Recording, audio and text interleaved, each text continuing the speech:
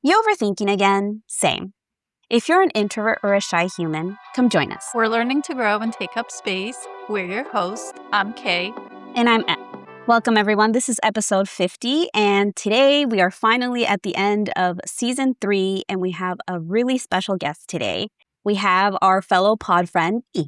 Yes, super excited to have you here, B. Before I kind of give some background on who is this Lady B, how are you today? I'm doing well. Happy, I think it's a Wednesday today, so happy hump day.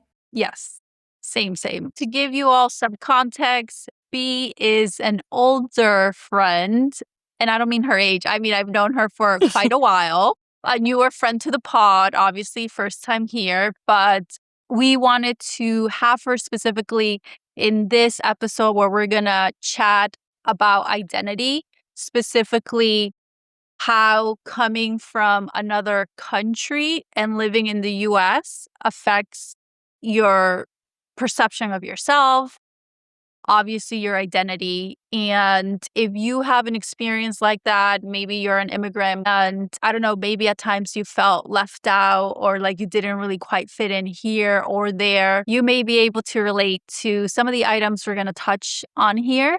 So let's just get started. Okay. So, B, let's just start from the beginning. Why don't you tell us a little bit about where you're from and what was life like growing up before you got here to the US? Sure, absolutely. Thank you guys. I'm so excited to be here. I have been listening to both of you kind of grow this podcast. And actually, before I even kind of get into who am I just want to give a big kudos to you both. The fact that you're 50 episodes in is huge. And how far you've come from episode 1, just the growth in your comfort level and just how much you guys are doing and just putting yourselves out there, being comfortable, being uncomfortable. And thanks for having me. So I'm really grateful to be here. Thank you. That's so sweet. Yeah. So I am from Albania. I immigrated here in 1995. So at the time, things were a little finicky around the country. There were things happening. Just to give you a little sort of history 101, because if you know any Albanians, they like to provide history lessons to all their friends and anyone they meet. It was a communist country. And so in the late 80s, early 90s, it broke out of communism. And so democracy hit. But anytime a country undergoes sort of a regime change, it's chaos. So during the time that I was there, I left when I had just turned 9. There were inklings of stuff happening. And a year later, there was a whole pyramid scheme that went downhill. And it just brought, it was essentially a war zone. So I left right before everything hit the fan. So, it's funny because I have not gone back since. I have family and friends that have gone back. And every year I'm like, oh, I'm going to go. But it's funny because I still have this feeling I had when I was a kid. I'm like, of the things. And I'm like, things are so different there now, but I still hold on to that feeling of uncertainty in that country. And so it was definitely you came here, my parents sort of had that mentality of living in communism era, right? I tell people, and I think of it now as an adult, I said, I was born in communism. I'm like, that's wild. Yeah. But I didn't think much of it then. It's almost like as an adult, I'm thinking back to, holy crap, what a different life. Everything was people couldn't leave. They couldn't come in. So essentially, the country was kind of left behind on technology, on things. So when I came here, all my pictures are in black and white. So as I got older, I have colored pictures. But all my pictures as a 1-year-old, 2-year-old, 3-year-old are in black and white. That will show you how behind they were with the times, given the communism. So in Albania, pre you coming to the US, what kind of a kid were you? I mean, I think you mentioned some very potentially impactful influences to maybe your personality. Communism is, even though as a kid you weren't aware, there's a lot of restrictions. There's maybe a lot of just lack of freedom, I guess, or self-expression. So do you think as a kid, that impacted your being as a kid? What were you like in Albania? So I think back to who I was at school. School was interesting. They had desks where you shared it with three other students, and there were like, it was 3 rows of, 3 rows and 3 columns of desks. And I just remember the teacher being so strict. I think that's what it was. It felt strict and it felt suffocating. And, that's most schools, right? They want kids to behave and be on their best behavior. But to the point where it was so strict that I have a core memory of getting a math problem wrong on the chalkboard, and the teacher slapped me across the face for getting it wrong.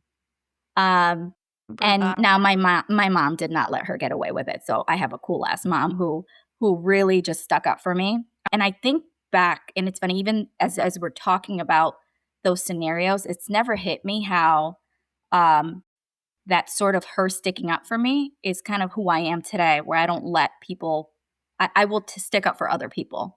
So I think that one little memory in time where my mom did not allow anyone to take advantage and treat me unfairly because I got a math problem correct. But funny enough, I love math now. So maybe that slap did something. I'm not saying it was right, but maybe it did something. That is so funny. Remember I was mentioning to you that B is she doesn't take any shit.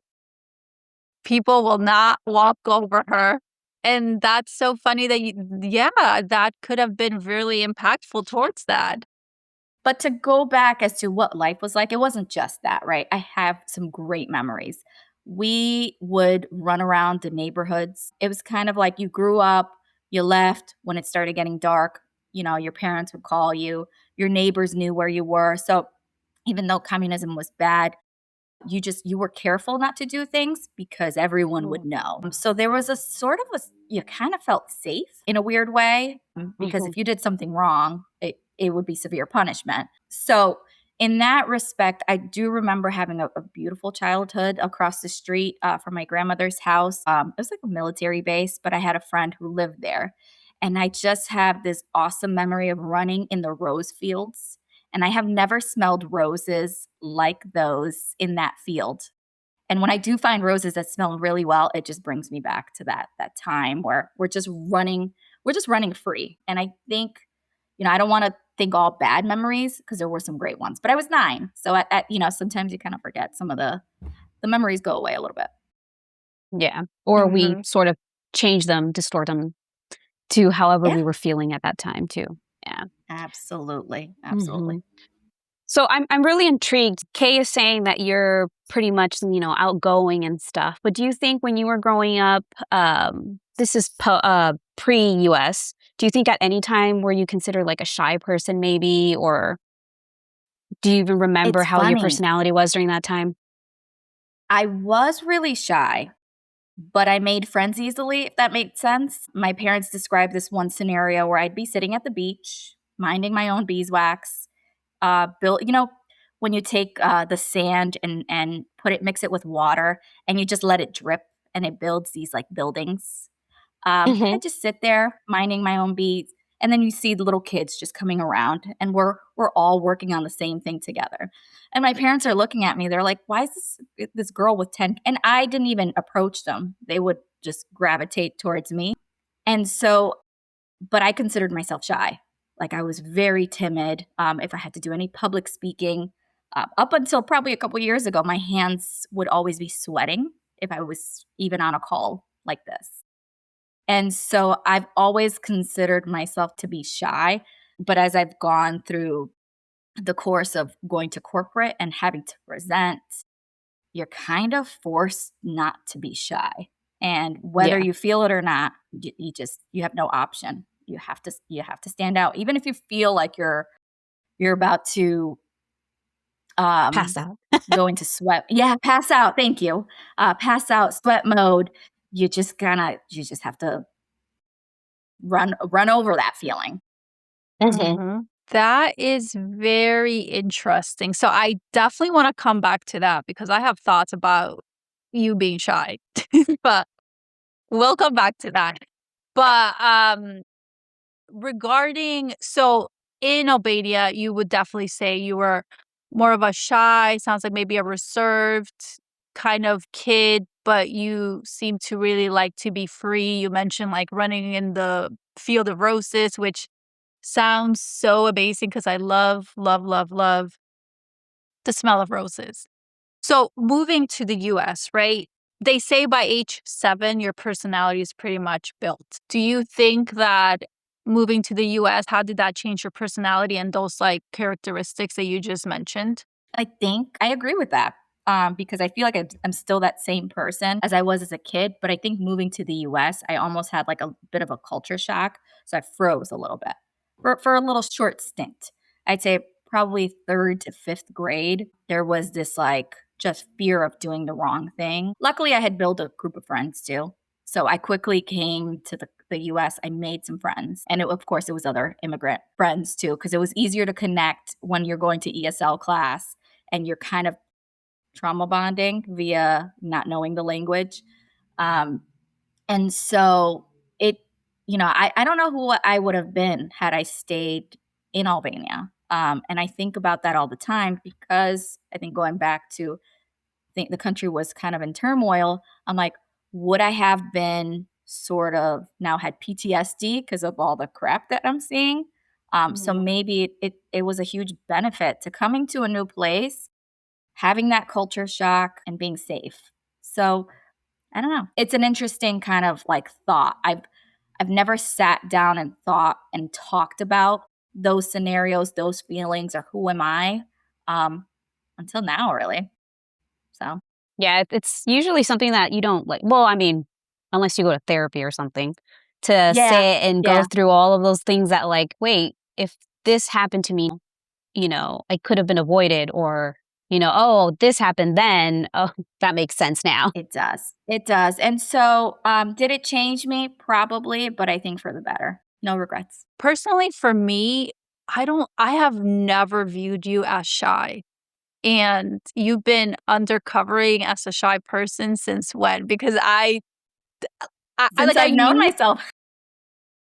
that you would get nervous. Like we've talked about you maybe when you hold your meetings and all of that, all those things that you do for work. I knew that you would get nervous, but just never really thought of you as shy. So this is really like a really good example of how you can feel or be a shy person, but still do the thing anyway, like do the thing that scares you. And Em and I talk so much about this, how we're working on being empowered, shy introverts versus thinking that they're bad qualities, like looking at the good and taking action anyways. And overthinkers too. We tend to Yeah, overthink. yeah. I think all three of us I'm do. on that boat. Yeah, Yeah. absolutely. Yeah. Well, I mean, it's also a clear example that there is no like one bottle of who is a shy person or a definition of who's shy. You know what I mean? Because like we were saying in previous episodes as well, like sometimes there's shy people that put on this front to get life done, and that's just how it is. And other people just like it's not that they can't, but they have a different way of coping or going through life as being a shy person. Yeah, yeah. You know, where I think I categorize myself in the shyness is just that ability to like speak up, right? As a kid, my voice would be low or I kind of wanted to just like blend in.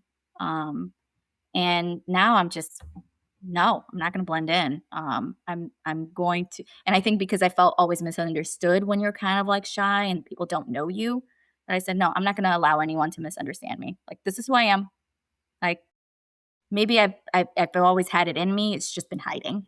Yeah, I Mhm. mean, from what I remember growing up, you always stood up for yourself. I don't think there was ever a scenario where you didn't. And same thing with friends. Like if friends needed that, you would be there. Well, I think among our group of friends during that time, you were like the leader because you were like the most outgoing. And it's so funny to think back that maybe we were just a whole bunch of shy kids, but you were like the least shy one. And to me, I was like, wow, B can do it all. And I still have that perception of you.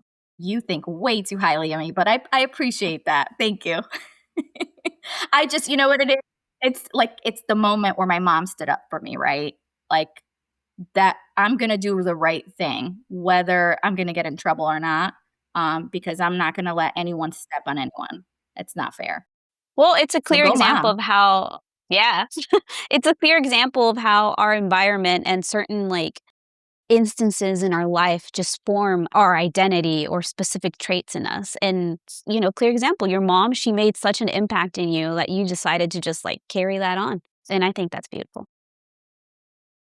It is. And at first I thought it was because the teacher slapped you, but it seems like it's more of a core memory because your mom stood up for you. It's like just that knowing that, wow, I can use my voice to say, hey, don't do this. This is wrong. And I don't know. I think, oh God, that's why being a parent and like knowing it's the toughest job. Toughest job. Just how much you can impact your kid just from that one action. Yep. Yep. And now it makes sense. There's a lot of that I do for my son's school where I'm constantly like being the loud voice where no one's kind of complaining about certain things that are not right. I'm like, gosh, this all makes sense now. Thank you guys. I mean, who needs therapy when I have you both? No, I'm just kidding. Therapy's great. It You're matters. welcome anytime. Nice. Um, Well, let's bring okay. it back to okay, little B, she's in the US now, right? Um, I don't know, a little couple years have passed. You start noticing the differences of how you were in Albania versus here now. What would be your perspective of how it was impacting your identity then? So it was, it's funny because I think I'm trying to put myself in my shoes at like the sixth or the seventh grade me, and I kind of felt a little lost, right? Um, because my parents were busy. They were working, whether they were working second, third shift. My sister, was a full-fledged teenager, like could care less about, her little sister. And so I clung on to my friends. And so my sort of identity was just like I have this really cool group of friends and we would prank call people and I have some, great memories of like just being a kid, just trying to make plans to go to places. Kay, I don't know if you remember, but I have this other memory of us trying to make plans to go to the movies or the mall. And we are planning who's going to pick us up, who's going to drop us off. And our parents had no clue until we would tell them, like, hey, so and so's parents can pick us up and you're going to drop us off. So I think we were just so busy, kind of like just trying to like see each other outside of school. Um, and it was, and then of course you get to the point where you're like in middle school and some people are going off to different towns, right? And so your friends Mm. leave you and you're like, oh crap, now I got to make new friends. But you're still friends with your old friends. Um, so it's just kind of, I think as any teenager or as any young person, you kind of feel like, who am I? Your friends are your everything at that point in time. And so um, you kind of lean in on that, just hanging out with friends and having a good time. Yeah, I relate to that as well. I feel like I have to think about it too. How did younger me view myself or like what was my identity? And I think it was so attached to this small group of friends that I had during that time. Because personally for me, there were just like a lot of things at home happening that were not the best. And then really like my joy, a lot of my joy I have my siblings, which brought me joy too, but a lot of my joy did come from interacting with you, with the other small group of friends that we had during that time. And honestly, it made being in the US so so much of a better experience. If I didn't have you all, I don't know where I would be right now. Seriously. And for a while, not to put you on blast, Kay, but you were like a little hermit, right, at a point in time. Oh And yeah. so I'm a very persistent person, as you can tell from our conversation here. Just because she would not call me or just be in her own little la la land did not mean I was going to stop harassing her and calling her and saying, "Hey, I'm shaking you from the phone. What are you doing?" So I know that that wasn't a great time, right? Because like as a teen, you're just kind of like figuring out who the hell am I. And I'm like, oh no, you're not gonna be stuck in that. I'm gonna pull you out of it. So I think you pulled through pretty well. Yeah. Yeah, and I mean, I'm so appreciative for you for doing that. And this is I think you and I have kind of chatted about this, like when there's shy, like sometimes there's this dynamic if there are two shy friends, or yeah, I guess that's what I'm trying to say. Two shy friends, and then there's always somebody who is more of the vocal one and Outgoing. like, yeah, more outgoing and will like push to make things happen. And if you didn't push and like for me to hang out with you and everybody else, I probably would not have, because I couldn't even say that, yeah, I want to hang out. I did like internally, but it was hard for so many different reasons during that time. But what am I getting at with this? Is that I guess when you move to a new country, friendships, the connections that you make are really, really important, because it's a very difficult experience to go through. You're not only leaving your physical home, everything you've known, but there's a new language, new food, new way of speaking, a new language, and just I don't know, it's pretty traumatic It is. actually. And it's not just traumatic for us. I think back to giving my parents grace, um, because they came from at I'm going to be 40 this year. This is the age that my mom moved to this country. I am putting myself in her shoes, and to say, I'm going to leave everything I know, my friends, my family, take 2 bags each of my belongings, and just leave everything behind.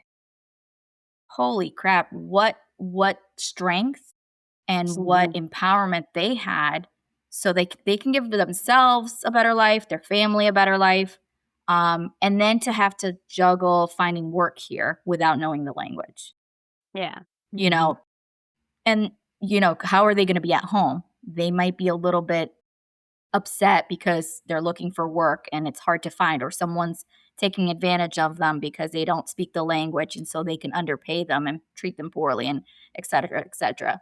And then they're having to Mhm. go home and still be a parent to their child. um, Mhm. that's a lot on, I think, the kid, because we're absorbing their energy. But it's a lot on them as well, so I give them a lot more grace, I think, as an adult. Yeah, I mean, that's the good thing about, learning from experiences and putting yourself in their shoes, taking that empathetic approach. And we actually mentioned something about this in a couple episodes back, right? How yes, we internally have like a thing going on, but then we realize how much bigger the picture is and how much our parents struggled through different things while they moved to another country and raising children to be able to assimilate in that country, right? Yeah, and now to kind of take it back to us, right? What was our responsibility as these sort of immigrants' kids? And I say this to my husband. I'm like, I had to grow up really fast. At 9 years old, when a telemarketer is ringing the phone call, who's doing the translating? I mean, by a raise of hands, who was a translator at like a young age? Mhm. Here, and so having to translate documents, doctor's appointments. Like, I think, when you ask that question of like, who was the little, like now as we're peeling back the layers of like this conversation, who were you at that age? Well, I was their sort of translator, their accountant, um, you know, their assistant, their administrative person, their secretary, because they were trying to juggle all these things and they didn't know the language. And they figured, oh, well, you learned English in 6 months. You must know it all now. Yeah. A Mhm. lot of pressure. A Yeah. lot of pressure. Yeah, I was in the similar shoes, and now M has a similar story to us, but it's vice versa, and B doesn't know it. So, do you want to share, M, your experience? Yeah, I mean, I definitely relate with most everything that you guys have mentioned because it's just the same but reversed. I I was born here, but I immigrated to Chile because of my parents, well, my dad specifically.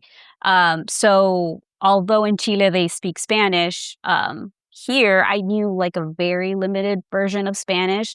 So technically, I had, when I moved over there, I had the language, but kind of very rudimentary. I didn't really have a group of friends to help me, assimilate either.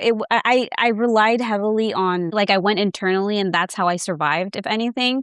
And obviously, our parents, they're trying to survive as well, and um, they did the best they could. Like, how old were you when you moved to Chile? I was 8. I had, Okay. 8, I had barely turned 8, and then I had to repeat 3rd grade because, learning all the subjects and stuff, everything's kind of backwards over there. Their school starts in March, and it ends in December. I mean, same here. No, here it starts when? In August, right? Yeah, September. Yeah.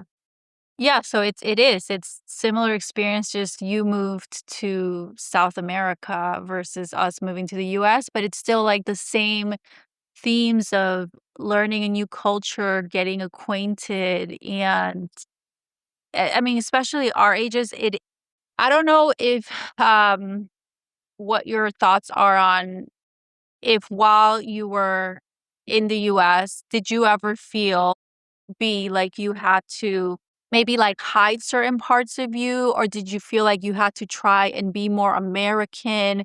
Were there any of that you remember? Yeah, I couldn't wait to lose my accent.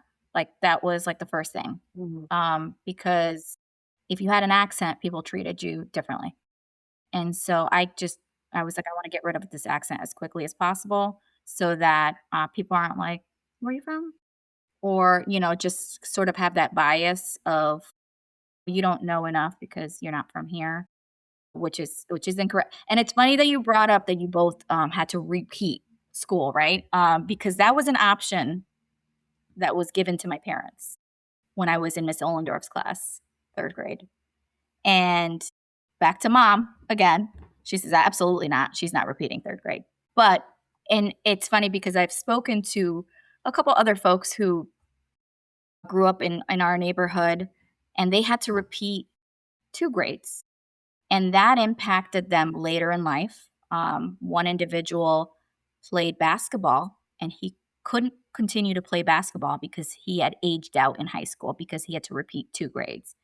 And so just learning all this stuff of like kind of some unfairness that you get from having to like leave one culture and like for you to start, you said 2nd or 3rd grade all over again.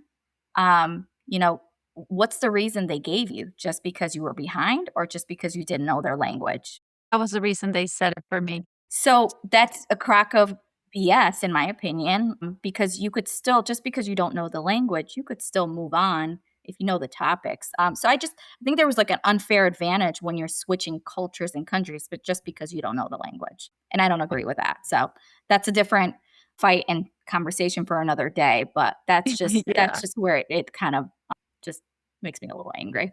I didn't think about it at the time. But yeah, that is literally what they said. They're like, "Well, you know what? Your daughter doesn't know English well enough, so she's gonna repeat it."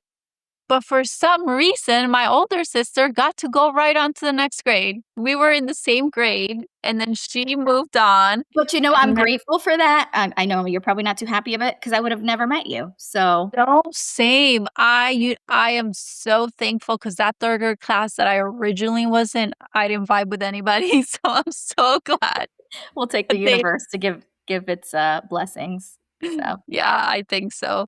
But another good example of you as a kid observing your mother speaking up for what she thought was the right thing.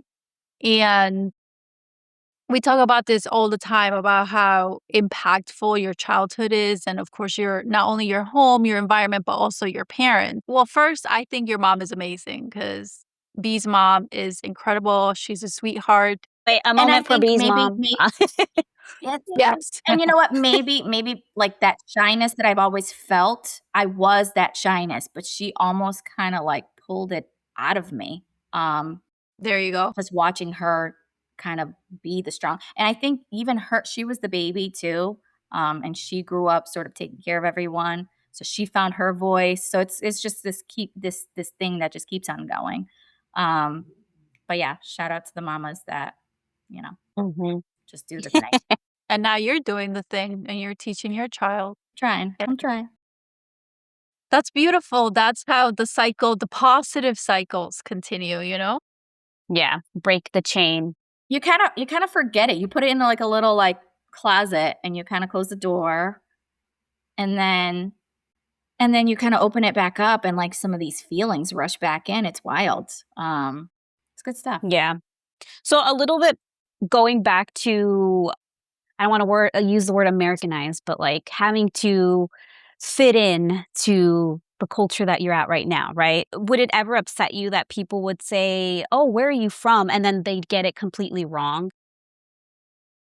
No, I think it made for a fun game. So when Kay and I were in high school, I was at a very, again, urban inner city. And so I think people just assumed I was Latina.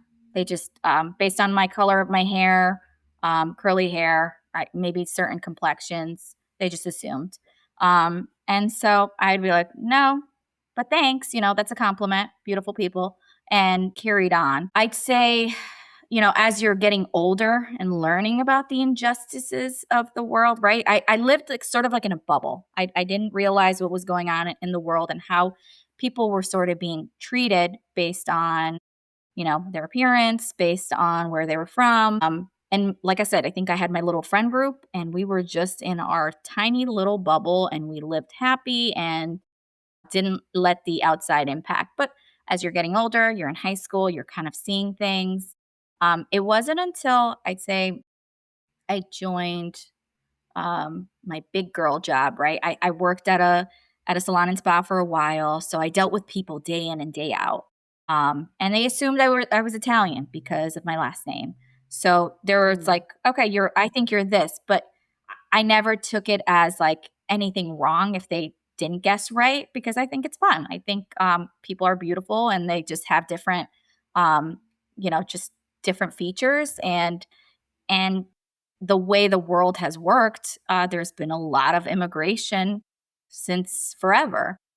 So Mhm. people blend and they create these beautiful cultures and features. So I never took offense to that. But it wasn't until like I remember being stopped for I think my registration was past due on my car, maybe for like a Mhm. couple weeks. I get a ticket. They didn't tow my car, but they just gave me the ticket, and they had checked off Hispanic, and I was like, huh, they have that on the ticket. That's interesting.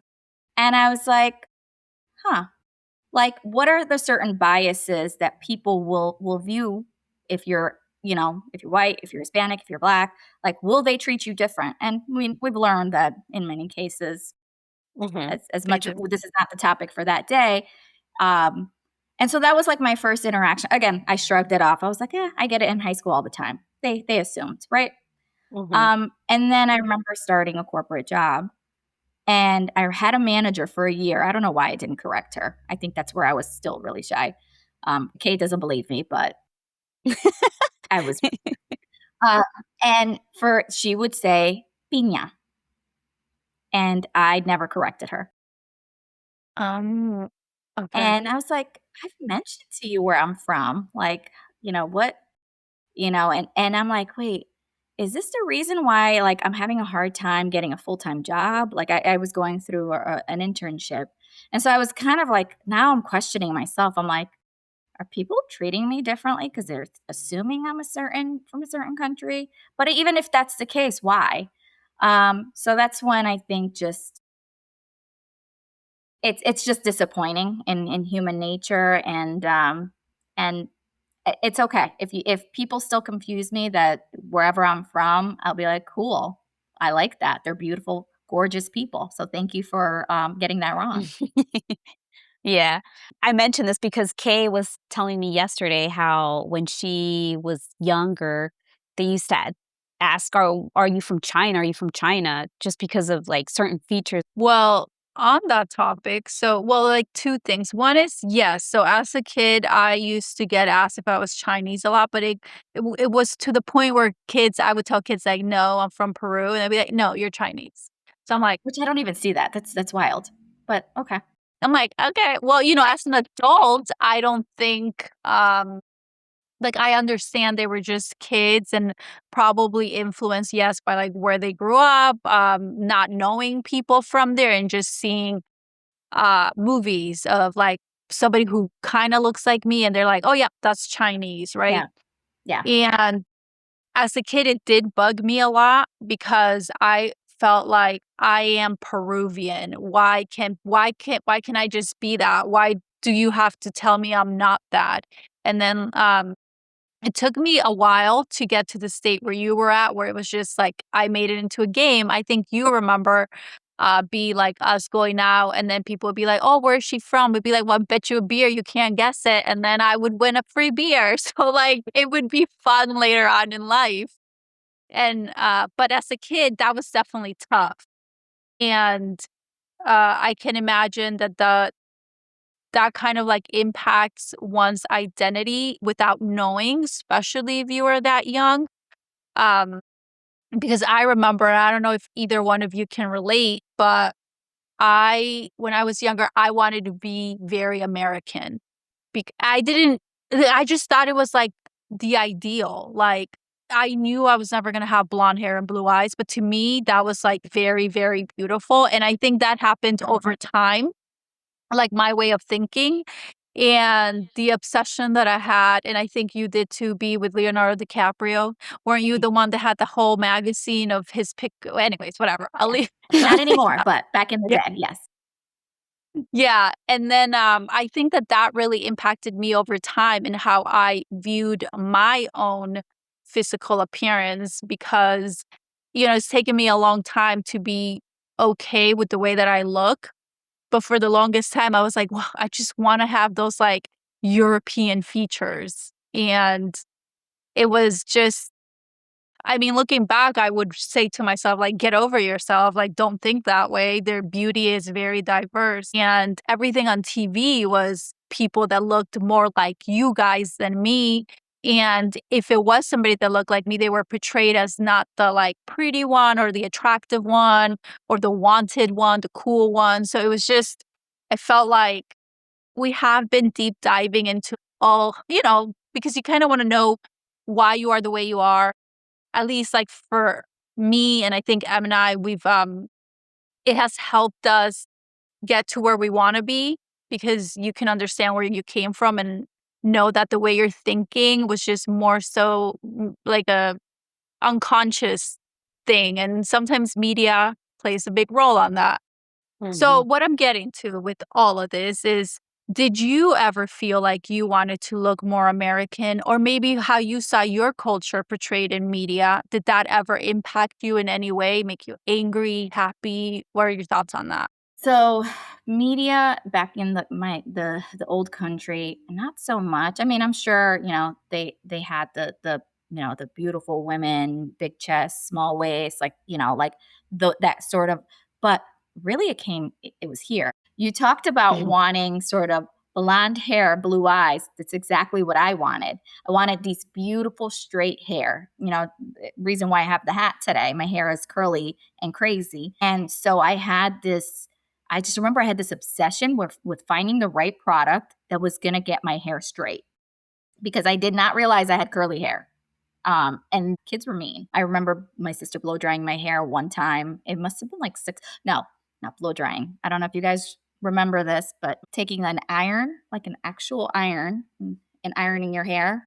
Um, Ye- Ah. yes, so I didn't do that, but Well, you yeah. didn't need to because you had beautiful straight hair.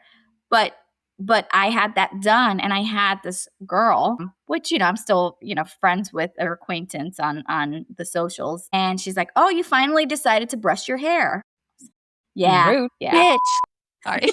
So We'll bleep rude. it out. Don't worry.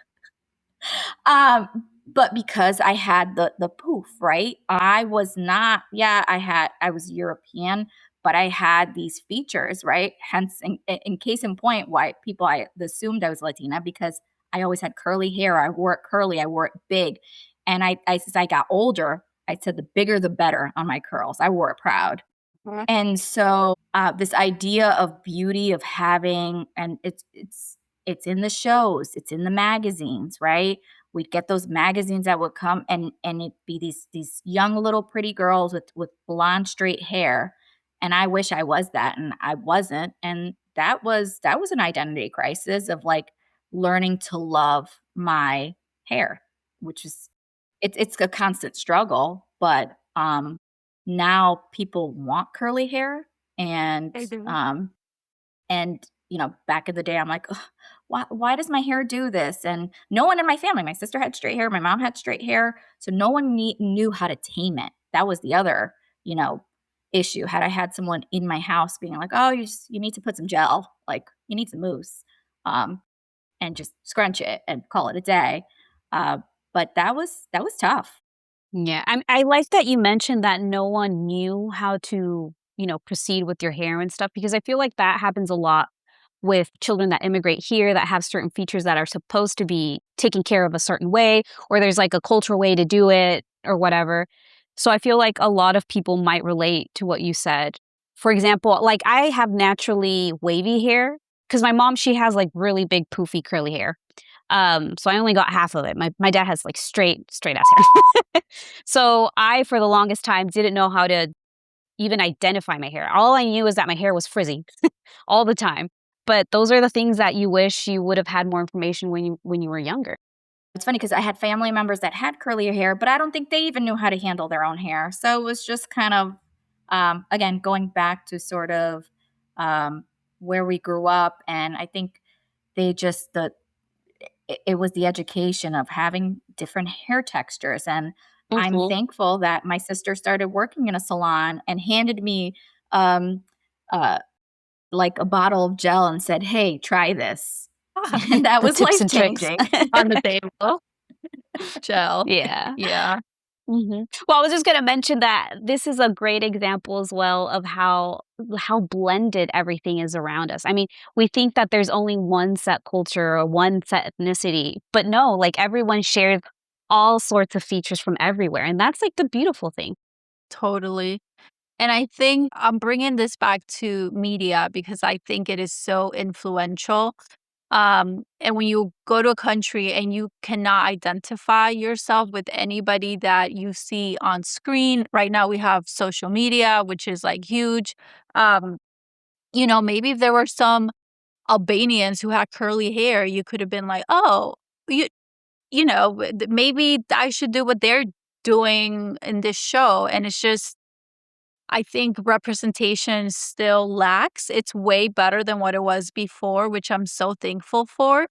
Just a little side story, but when I was younger, since I could not see myself in anybody I would see in TV, and I grew up watching a lot of TV, the Power Rangers had the yellow, the yellow Power Ranger, and she was Asian.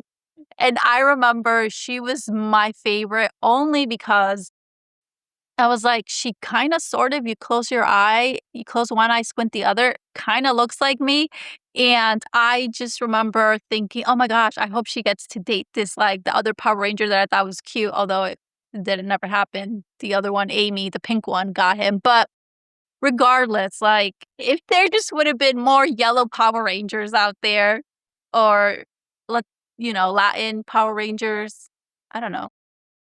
Where I think a lot of these shows, right, over the years where they're sort of recasting their characters to be of different cultures is so beautiful because at the end of the day, these kids are watching these shows. They want to see Mhm. themselves in these shows. Great. If I had seen a character with wild curly hair, I would have been like, yeah, like um Yeah. what's the show with why can't I think of the name, but it's like We Don't Talk About Bruno. Um Oh, yes. You mean the Disney movie? It is Encanto. I mean, I have a kid, so I have an excuse to watch a lot of these kid shows right now. Um, Encanto is near and dear to me because I saw myself in that little girl. The poofy hair, the big red glasses, or the frame glasses, because I remember having a pair of glasses with the red frames, which I hated. Yeah. But that's when insurance is paying for it and that's all they offer. I was like, they stuck me with that. And um, and she just spoke to me because I'm like, she looks like me. I mean, she might have a darker skin tone, but she looks like who I was as a kid. And had I seen that, when I was younger, I would have felt a little bit more comfortable with my hair. Yeah. Not singled out, like you're the only one who has to deal with this, and Yeah, you're looking at other people like, "Oh, shouldn't I have straight hair yeah, because they have straight hair?" yeah, yeah. I assumed that I'd buy conditioner and my hair would be straight. So, like, it was moments like that. But it is what it is. I think it's made me stronger, regardless of all those situations that I can perceive. Like sometimes I cringe as I think about it, but then I have to kind of like tell myself, don't cringe anymore. That's what made you who you are today. Yeah. Yeah, exactly. It's those moments, and to add on to that, when do you think that you started I know you said later on, but do you think that you started accepting your hair? And it doesn't sound like your appearance, it was just more so your hair that you felt like didn't fit in, quote unquote, to this like American culture. Well, think about it. I had the curly hair, I had the glasses, and then you add braces to it. I mean, oh, it's a whole trifecta. So there was a lot going on. And then as soon as I think I graduated 8th grade, right? The braces were coming off. I said, screw the glasses. I could see without them. And then I found, hair products that worked. I'd say I felt like the glow up started happening my freshman year of high school. And it Mhm. was like we came from, Kay and I came from an elementary K through 8 school that we had 2 classes, and I think it totaled in 40 graduates for our 8th grade class. So it was tiny, and everybody knew everybody since the 3rd grade. Yeah. Um, and so when I went to high school and I was like, new people, new me. That's where I think I feel like I started to like blossom a little bit. Then it tapered off. And then I left high school and it was like, ooh, new me. So I think just kind of leaving sort of like the old behind and experiencing the new in front of me, that just gave me a little bit more confidence. Love that. Yes, I remember that, glow up, the glow up. Now we call it glow up. I don't know what we called it back in the day, but, just I guess it goes beyond the glow up, right? It's like you're embracing who you are and taking yourself as who you are more, and, I think it's really important for all people, but specifically women, to just make the choice to love yourself, love the way you look. We only get one body in this lifetime, and Em and I have talked a lot about this journey about choosing to love ourselves, and that includes the physical. Because we can also just as well choose to be insecure and hide ourselves. And in this day where women are already oppressed and you're critiqued for everything, how great is it to walk through life just being empowered in who you are? We're still quite a long ways to get there to like maybe that full empowerment, or maybe that's like a myth. Maybe it's just a everyday battle. Like you constantly have to wake up every day and just choose to love yourself. Mhm. And maybe one day you don't, and that's okay too. It's a journey. I had this conversation with a friend today. She's been so busy and I've been so busy, but we finally caught up. And it's having those bad days. It's feeling those feelings, acknowledging that you're in that feeling, but you don't live there. You move on. Mhm. Yeah. And so Uh, even growing up,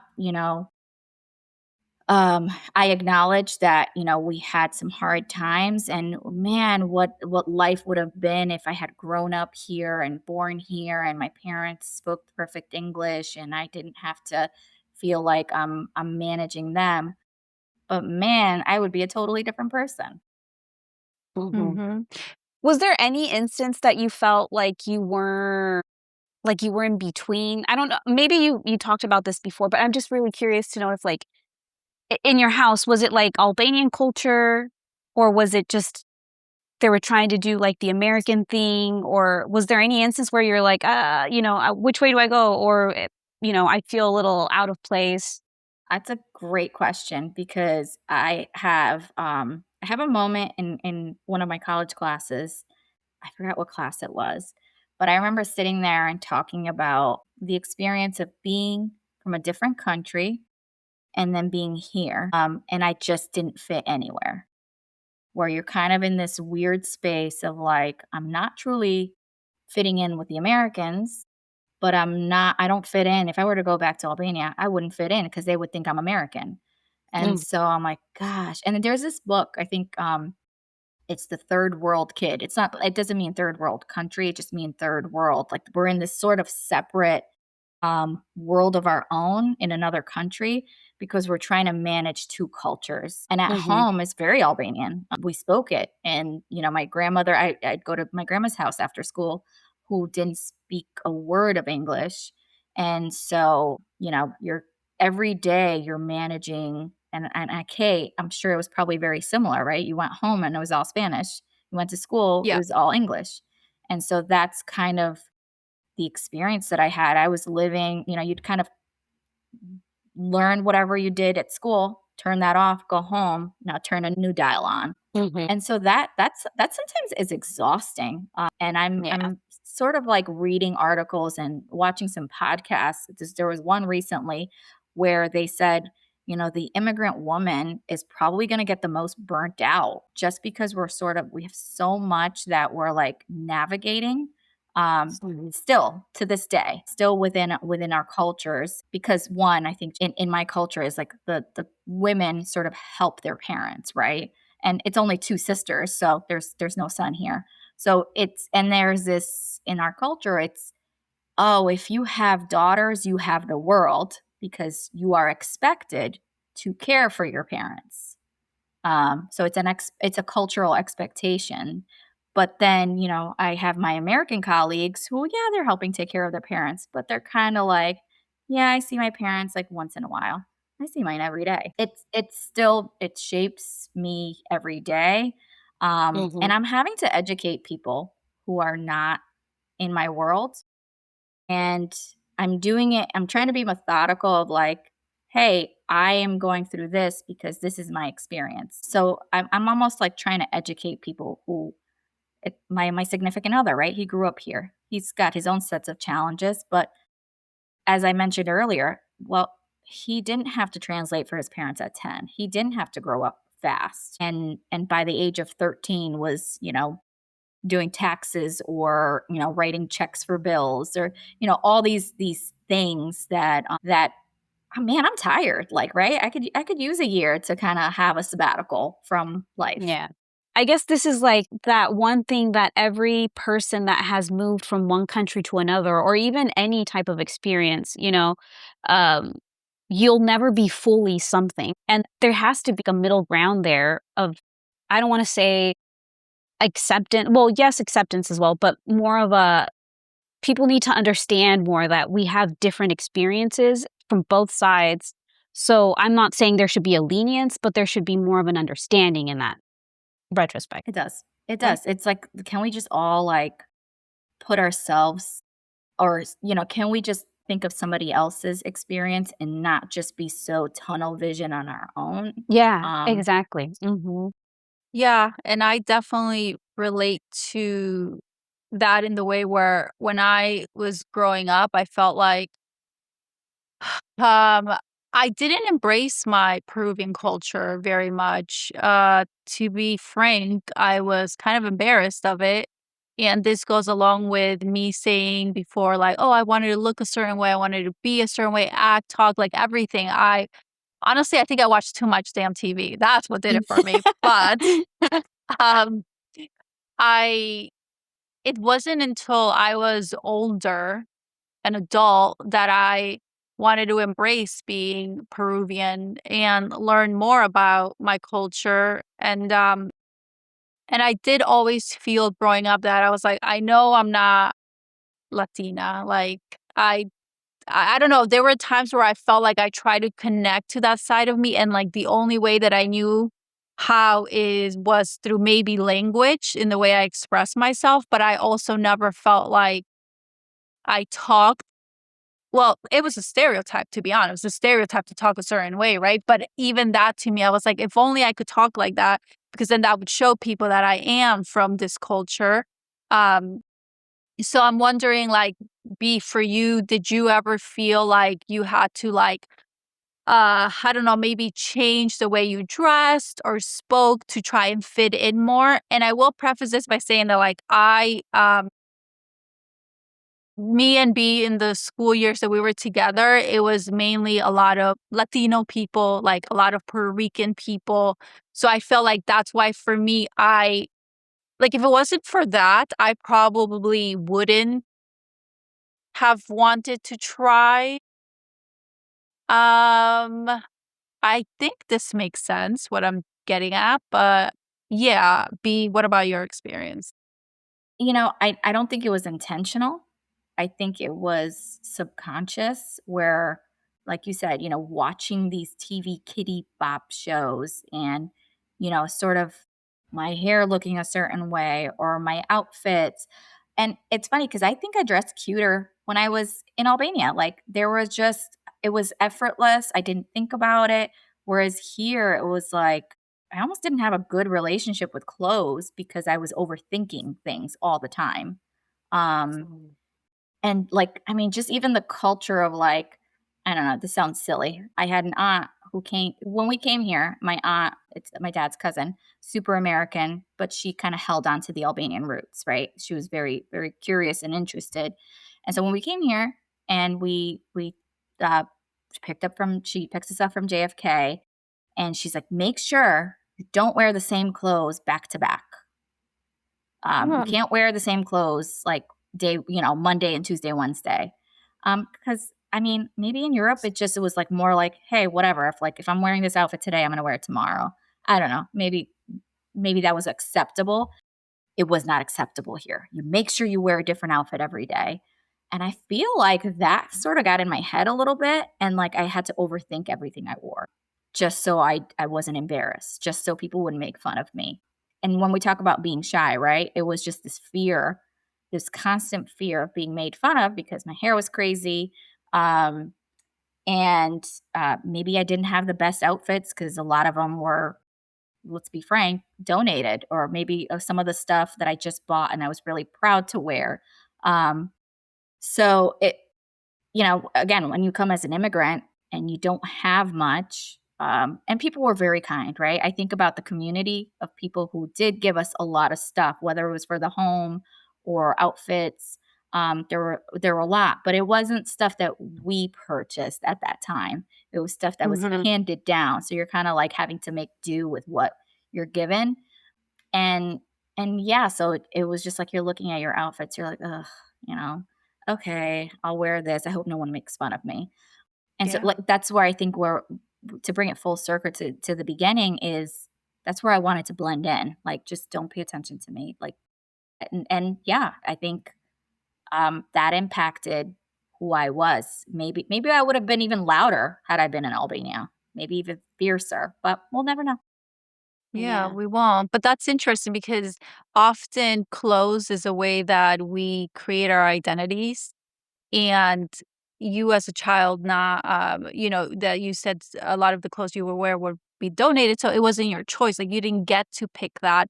So it's kind of like you saying, well, I'll wear this and hopefully I don't get noticed. Like that wasn't giving at that time room for you to express yourself or even want to be seen. So yeah, that's really interesting because I did not think about that. And honestly, I don't know where my clothes came from. I'm pretty sure my parents or my mom just bought it for us, and I don't remember caring much about clothes. Don't let Kay fool you. I look back at some pictures, like, and she was a Mhm. styling 90s kid. Like, you were styling, whether you wanted to believe She's it or like, not. "Here." It was just natural. It was just natural. That's so funny. Yeah, and it's all these like little, not even little, it's all these experiences that create who we are. And, there are more challenges. I mean, point blank, there are. When you migrate from one country to another, there are going to be more challenges than the people living in that country have to deal with. And how can it not impact who you are as a person? Um, Mhm. I would say for me, I think it impacted me positively in the long run. And it sounds like for you, B, as well. Yeah. And I'm curious because, like you said, you moved from the US to Chile when you were 8. And then when did you move back? Like, because now you've kind of got like a whole I mean, your experiences are like you've just done a whole ricochet of things. Yeah, What was let me that like tell moving you. back? Okay, so yes, I moved when I was 8, did all of my the rest of middle plus high school over there, and then I came back when I was 20? Yeah, I was 20 and I've been here since.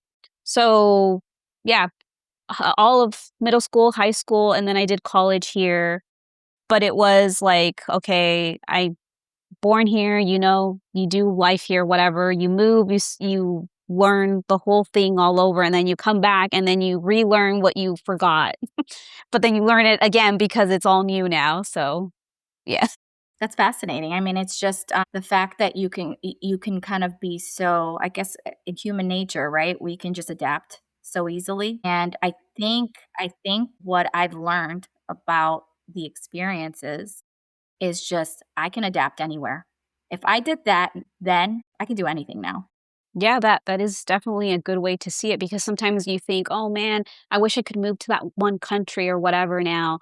And people are like, "Oh, but you won't know the language. You won't have money, blah blah." But like everything is possible. Well, I think we're going to start closing it up, but if you could say anything to your younger self, anything at all, what would you tell little B?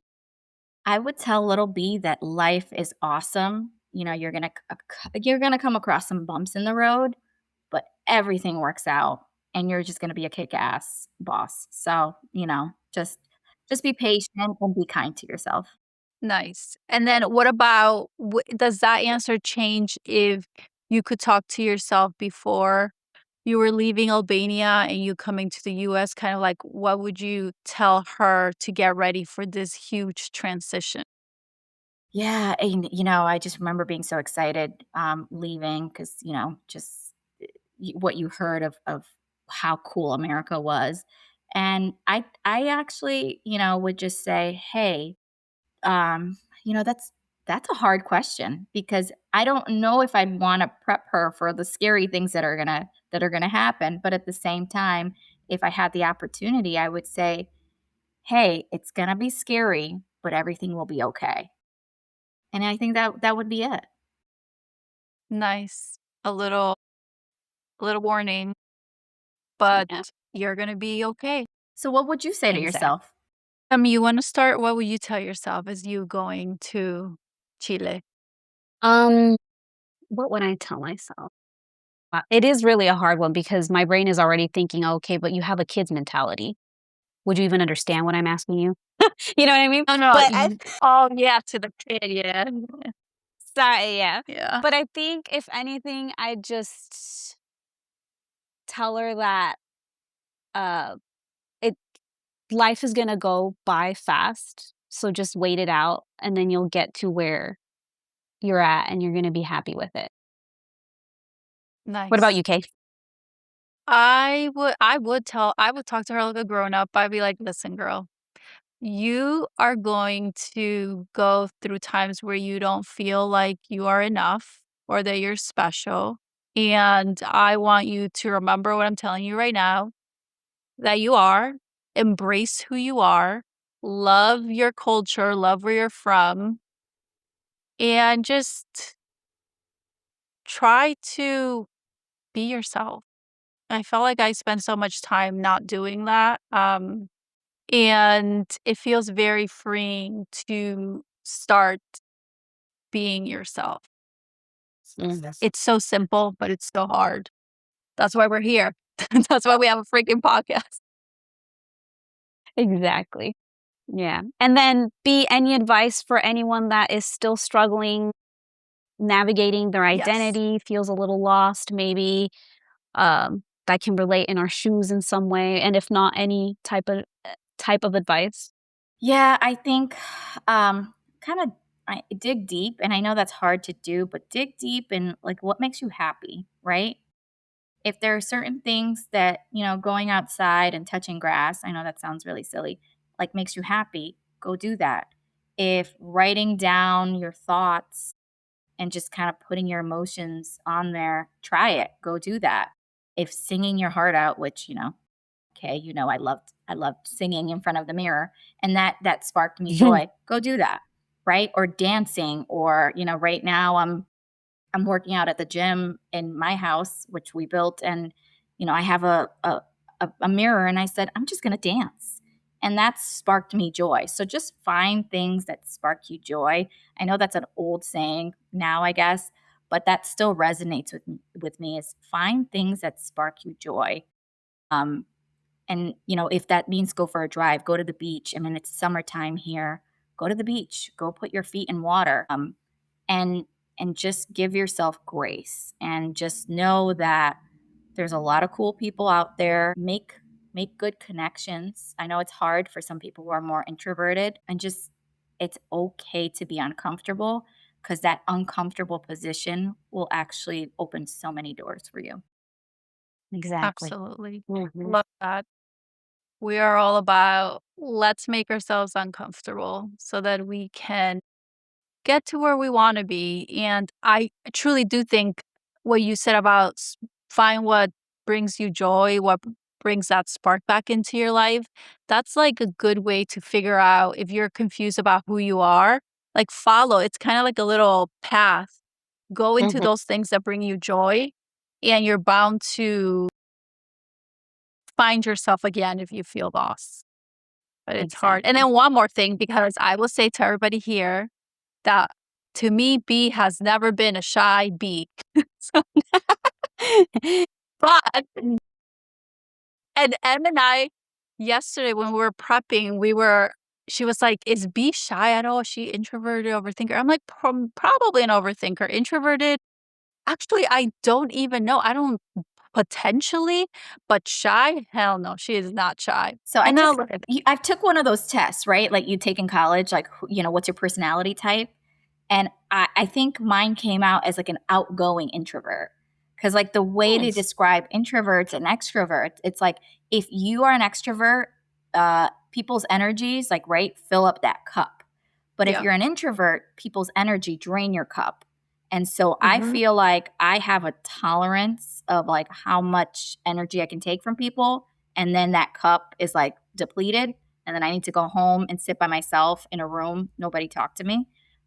So I've always kind of gone with this like outgoing introvert. I guess that's my personal label. Yeah, that's true because now it's all connecting. So B has always been the one to leave a party, leave a hangout whenever she wants to.